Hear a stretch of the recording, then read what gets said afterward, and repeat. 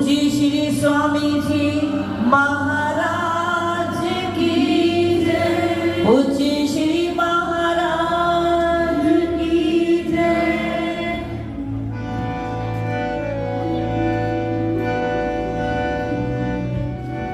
वंदो चरण सरोज गुरु मुद मंगल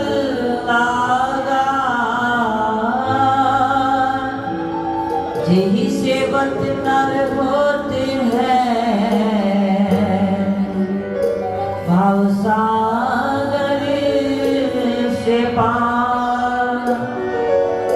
गोरा जी के सिमरन मात्र से नाशित विघ्न ताते सर्वारंभ में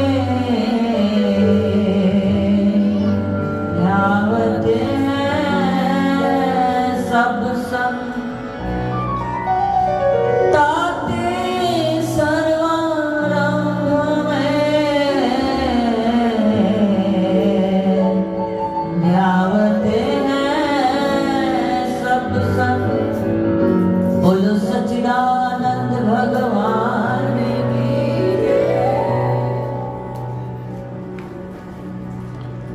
परम आराध्य देव घटघटवासी प्राणधन श्री नगली निवासी भगवान जी के पावन पवित्र चरणों में उपस्थित प्यारे प्रभु प्रेमियों, आज बड़ी ही पावन और बड़े ही हर्ष उल्लास का ये समय है कि हम सब त्रिलोकीनाथ भगवान श्री नगली निवासी भगवान जी का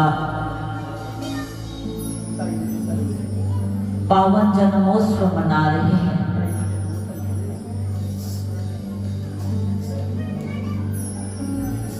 हमारे लिए ये सौभाग्य की बात है कि हम श्री गुरु महाराज जी का जन्म उत्सव मना रहे हैं। तो हमारे श्री नगली निवासी भगवान जी 1884 में टेरी कस्बे में उन्होंने अवतरण लिया। माँ राधे जी के और पिता प्रभु दयाल जी के घर में ये दिव्य अलौकिक महान पुरुष अवतरित हुए। तो कहते हैं कि जब श्री गुरु महाराज जी का जन्म हुआ उस समय उस कमरे में प्रकाश ही प्रकाश फैल गया। चारों तरफ प्रकाश ही प्रकाश फैल गया और सभी जनमानस आश्चर्यचकित हो गए कि कौन से ऐसे बालक का आगमन हुआ है जिससे कि सभी तरफ प्रकाश ही प्रकाश हो गया।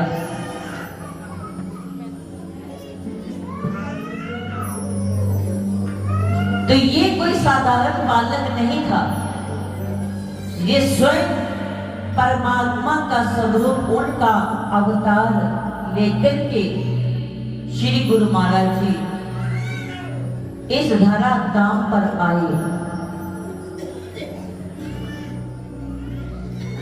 और विशेष कार्य करने के लिए आए, हम जैसी भूली भटकी रूहों को जगाने के लिए, क्योंकि हम तो भटके हुए हैं, मानवता भटकती ही जा रही थी। तब उस समय श्री गुरु महाराज जी का आगमन इस धरा पर हुआ। और देखो बसंत उत्सव वाले दिन जहां चारों तरफ फूलों की चादर सज जाती है, प्रकृति फूलों से लद जाती है, और उसी समय हमारे महाप्रभु इस धराधाम पर आए। चारों तरफ सुगंध ही सुगंध फैल गई।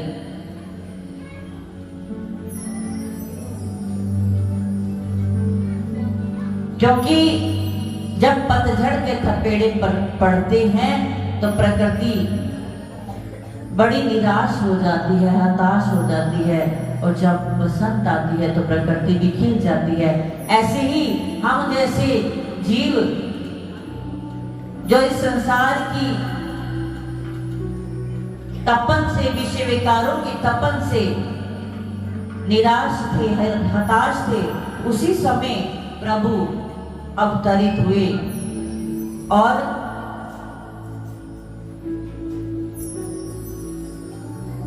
हर एक जीव के अंदर चेतना को जागृत करने का कार्य उन्होंने किया। श्री गुरु महाराज जी बाल्य अवस्था में ही साधारण बच्चों जैसा उनका कोई भी नियम, कोई भी उनकी जो आदतें, स्वभाव, वो सब अलग था, आम बच्चों जैसा नहीं था। कहते हैं कि जब श्री गुरु महाराज जी 9 वर्ष के थे तो 9 वर्ष का बालक क्या होता है? 9 वर्ष का बालक तो बस खेलता ही रहता है, शरारतें करता है। लेकिन जब श्री गुरु महाराज जी की शरीर की अवस्था 9 वर्ष की थी, तब कहते कुछ व्यक्तियों ने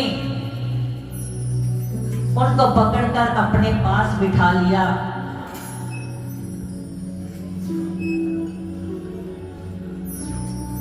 और पास बिठा करके अपनी मुट्ठी को बंद कर दिया, और फिर गुरु महाराज जी से कहने लगे, बताओ हमारी मुट्ठी में क्या है? तो गुरु महाराज जी जो 9 वर्ष की बाल्यावस्था में थे तो वो कहते अमुक वस्तु है मुट्ठी में, तो जब खोलते तो वही चीज होती, वही वस्तु हाथ में होती। तो सभी श्री गुरु महाराज जी से बार बार इसी चीज का जिक्र करते, बताओ हमारी मुट्ठी में क्या है? तो गुरु महाराज जी बताते जाते। तो ये बात जब सब तरफ फैलनी शुरू हो गई कि वो प्रभु दयाल जी के जो बालक हैं, बेटे हैं, वो कोई दिव्य पुरुष ही लगते हैं। तो जब ये बात दूर दूर तक फैलनी शुरू हो गई तो कहते हैं जो दिव्य अलौकिक महान पुरुष होते हैं वो अपनी प्रशंसा सुनना पसंद नहीं करते, क्योंकि उन्हें प्रशंसा से कोई लगाव नहीं। तो जब ऐसी बातें फैलना शुरू हो गई तो श्री गुरु महाराज जी एकांत में रहना पसंद करने लग गए। दुनिया की भीड़ से दूर पहाड़ियों में एकांतवास करने लगे, भजन करने लगे, सिमरन करने लगे। क्योंकि जो अवतारी पुरुष होते हैं उन्हें संसार की वाहवाही लेने का कोई भी शौक नहीं होता। वो तो अपने कार्य को संपूर्ण करने के लिए मानव चोला लेकर के आते हैं। तो श्री गुरु महाराज जी एकांत में वास करने लग गए और पहाड़ियों में बैठ करके छोटी अवस्था में, बाल्य अवस्था में ही प्रभु का भजन सिमरन करने लग गए। तो कहते हैं जब श्री गुरु महाराज जी की उम्र बहुत छोटी थी तब भी वो सुबह अमृत वेला में लोगों के घर जाते, लोगों को उठाते थे कि जाओ सत्संग करो, सिमरन करो, मंदिर में जाओ, गुरुद्वारे में जाओ, निद्रा में मत पड़े रहो। तो ऐसे ऐसे कार्य उन्होंने अपने बाल्यकाल में किए। और जब बाल्यावस्था पूरी हुई तो उसके बाद दादा गुरुदेव जी से मिलन हुआ। जब दादा गुरुदेव जी टेरी में आए हुए थे तो श्री गुरु महाराज जी जब उनसे मिलने गए तो दादा गुरुदेव जी ने सारी संगत को कहा, पीछे हट जाओ, राह दे दो, बाबा जी आ रहे हैं। तो जब दोनों रूहानी शक्तियों का आपस में मेल हुआ तो क्या हुआ, शक्ति शक्ति से जब टकरा जाती है तो एक बड़ा विध्वंस होता है। तो वो अध्यात्म का विध्वंस हुआ और दोनों शक्तियों ने मिलकर के जो अध्यात्म की क्रांति लाई उसका कोई उदाहरण और नहीं है। तो श्री दादा गुरुदेव महाराज जी, परमहंस दयाल जी महाराज जी के सानिध्य में रहकर के नाम दीक्षा लेकर के जब संन्यास जीवन में आए तो उनकी आज्ञा से तपस्या करने के लिए दादा गुरुदेव महाराज जी ने आगरा में तपस्या करने को श्री गुरु महाराज जी को भेज दिया। तो 13 साल लगातार कठिन तपस्या श्री गुरु महाराज जी ने आगरा में की। एक गुफा बना करके, एक धोना लगा करके आपने कठिन तप किया और किसी को दर्शन नहीं देते थे। जो आसपास के लोग रहते थे वो भी देख करके हैरान होते थे, कौन से ऐसे बाबा हैं जो कभी बाहर नहीं निकलते, जो तपस्या में ही लीन है, कुछ खाते नहीं, कुछ पीते नहीं। लोग अपने प्रेम वश कुछ ना कुछ वस्तु गुफा के बाहर रख जाते थे कि शायद ये हमारी वस्तु को ग्रहण कर ले। लेकिन श्री गुरु महाराज जी ने किसी चीज को ग्रहण नहीं किया, किसी की तरफ आंख उठाकर के नहीं देखा, इतनी कठिन तपस्या की। और नीम की पत्तियों का सेवन किया। नीम के पत्ते खाकर के उन्होंने 13 साल घोर तप किया,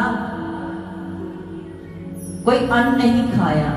आज हम इतनी कठिन तपस्या कैसे कर सकते हैं? हम तो 10 मिनट बैठने में हमें इतनी मुश्किल लगती है, लेकिन श्री गुरु महाराज ने हम जैसे जीवों के लिए घोर तप किया। तो जब वो लोग भी उदास होने लगे और उन्होंने पत्र लिख दिया, आगरा वालों ने दादा गुरुदेव जी को टेरी में, कि अब आप चाहे तो हम बाबा जी को एक कुटिया बना करके दें, अगर आप आज्ञा करें तो हम इन्हें एक कुटिया बना दें, क्योंकि बहुत सर्दी होती है और बहुत गर्मी भी होती है, लेकिन ये किसी चीज की परवाह नहीं करते। तो दादा गुरुदेव ने कहा कि इनकी मौज के बीच में कोई दखल अंदाजी ना करे, क्योंकि ये इनकी मौज है, इन्हें अपनी मौज में रहने दो।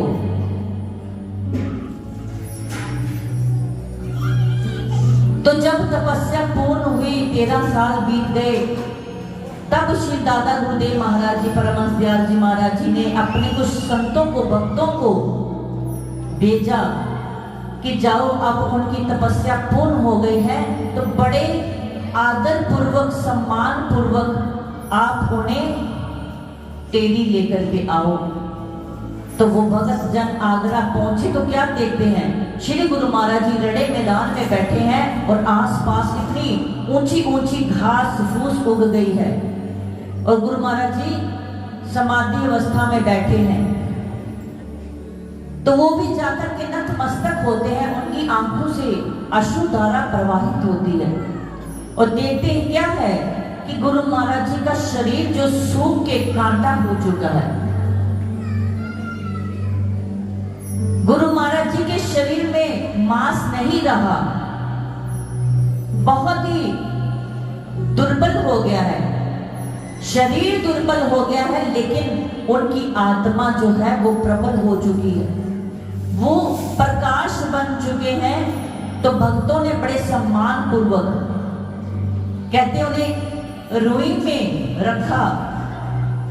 गुरु महाराज जी को भक्तों ने रुई में रखा और रेलगाड़ी के माध्यम से आगरा से टेरी पाकिस्तान लेकर के गए उनके गुरुदेव जी के सानिध्य में। तो जब लेकर के आते हैं तो दादा गुरुदेव महाराज जी उन्हें देख करके उनकी आंखों में भी आंसू आ जाते हैं। और फिर परमहंस दयाल जी महाराज जी सबको ये आज्ञा करते हैं, सबको ये वचन फरमाते हैं कि ये अब गुरु नानक कहो तो ये गुरु नानक है, राम कहो तो ये राम है, कृष्ण कहो तो ये कृष्ण है। ये उस पदवी को प्राप्त कर चुके हैं, इनके बराबर अब कोई नहीं है। आने वाले समय में ये हमारे रूहानी जानशीन है। फिर उन्होंने आज्ञा दी कि आप इनकी सेवा करो और इनका शरीर ठीक हो सके। तो भक्तों ने संतों ने बहुत सेवा की और गुरु महाराज जी का शरीर ये तो उनकी मौज थी। और उसके बाद फिर एक भी दिन गुरु महाराज जी ने आराम नहीं किया, क्योंकि वो कहते थे समय कम है और कार्य ज्यादा है। तो जगह जगह गांव गांव नगर नगर कूचे कूचे कस्बे कस्बे जाकर के उन्होंने भूली भटकी रूहों को जगा डाला और उस परम शक्ति के साथ जोड़ा जिसके लिए उन्होंने जन्म लिया। और जल्द से जल्द अपने कार्य को संपूर्ण करते करते उन्होंने सिर्फ 52 साल की आयु में अपनी लीला को स्वर्ण किया। तो ऐसे दिव्य अलौकिक महान पुरुष कभी कभार ही इस धरा पर आते हैं और हम सब कितने सौभाग्यशाली हैं कि हमें ऐसे महान पुरुषों का सानिध्य, ऐसे गुरुदेव का सानिध्य मिला जिन्होंने अपने जीवन को तपाया करके दिखाया। और आज हम कुछ भी नहीं कर पा रहे। अगर हम आज उनके द्वारा बताए हुए मार्ग पर थोड़ा सा भी इतना सा भी चलने तो हमारा कल्याण हो जाएगा। क्यों? क्योंकि गुरु महाराज जी ने हमारे ही कल्याण के लिए इतना बड़ा तप किया, कठोर तप किया। तो हम थोड़ा सा भी अगर अपना दायित्व निभाएंगे तो उसमें हम सबका कल्याण होने वाला है।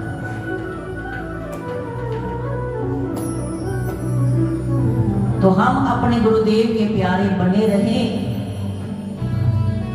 हर वक्त श्री गुरु महाराज जी का ध्यान करते रहें। यही हमारे लिए तप है। हम कठिन तप तो करने वाले हैं ही नहीं, हम में कोई सामर्थ्य नहीं, लेकिन हम ये कर सकते हैं कि हर वक्त हम अपने हृदय में बस गुरु महाराज जी को विराजमान रखें। हमारा अंतर्मन स्वच्छ रहे, पावन रहे और गुरु महाराज जी उस सिंहासन पर, हृदय के सिंहासन पर वो विराजमान रहे। बस हम इतना ही कर सकते हैं। तो इतना ही अगर हम कर लें तो हमारा कल्याण है, क्योंकि ये जो चौखट है इसमें जो भी कोई आ जाता है दर पर भले बुरे सब आवे, इच्छा पूर्ण करके जावे। हमारी आरती में भी हम गाते हैं कि दर पर जैसा मर्जी जीव आ जाता है, जब वो गुरु महाराज जी के सानिध्य में आ जाता है, उस परिवेश में आ जाता है, वो गुरु महाराज जी के अंदर वो चुंबकीय ताकत है जो अपनी तरफ आकर्षित कर लेती है। तो हम उस चुंबकीय शक्ति के साथ जुड़ जाते हैं। बस यही है कि हमारा कदम उनकी तरफ बढ़ना चाहिए। जब हम उनके दायरे में आ जाएंगे, उनके परिवेश में आ जाएंगे, उनके समीप आएंगे। तो समीप आने का अर्थ होता है कि जब हम नाम के साथ जुड़ जाएंगे, शब्द के साथ जुड़ जाएंगे, तो समीपता बढ़ती ही जाएगी। तो जितने अधिक समीप रहेंगे उतने दिव्य दर्शन हम सबको होते रहेंगे। तो यही कृपा रूपी प्रसाद लेकर के सबने जाना है। तो आज इस उत्सव की, जन्म उत्सव की सब संगत को लाख लाख बधाई हो। गुरु महाराज जी सबकी झोली रहमत से भरे रखें, यही आज हम उनके चरणों में मांगते हैं और हमेशा ही मांगते रहेंगे। बोलो श्री गुरु महाराज